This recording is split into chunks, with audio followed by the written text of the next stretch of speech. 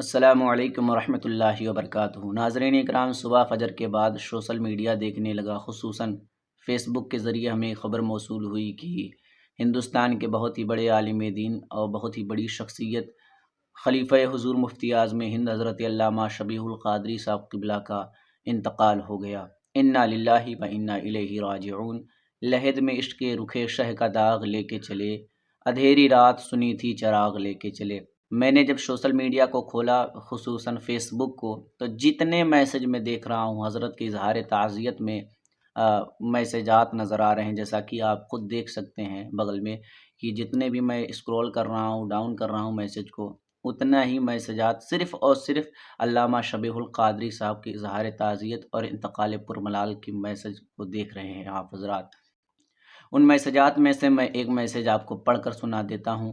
یقیناً آج کا دن تمام مسلمانوں کے لیے، عموماً اہل سنت و جماعت کے لیے خصوصاً ایسا دن رہا جو ایک افسوسناک یاد بن کر عرصے تک ذہن میں محفوظ رہے گا۔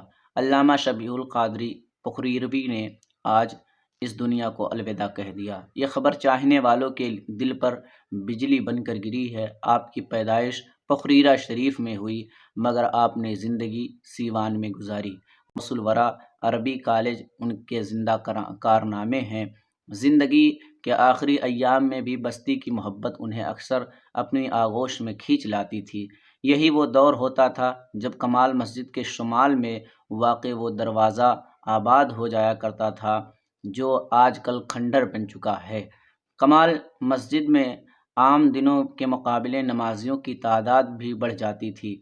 ان کے شعلہ بیان تقریر سننے کے لیے میلاد پاک میں لوگوں کا جم غفیر ہو جاتا تھا۔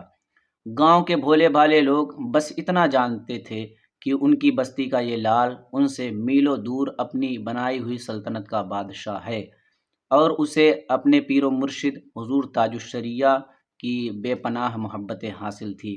آج علامہ شبیہ القادری کے استقبال میں جنتیوں کی ایک جماعت کھڑی ہوگی۔ سیوان کی وہ جگہ جہاں آپ کی جسد خاکی کو سپرد خاک کیا جائے گا، وہ اپنی خوشبختی پر نازا ہوگا۔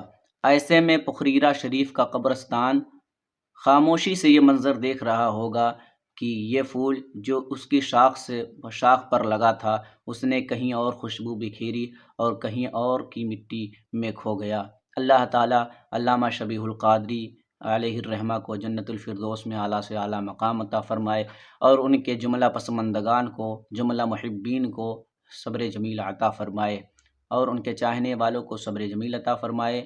حضرت کے انتقال کی تاریخ 30 جنوری 2022، وقت 10 بجے رات کو حضرت کا انتقال ہوا۔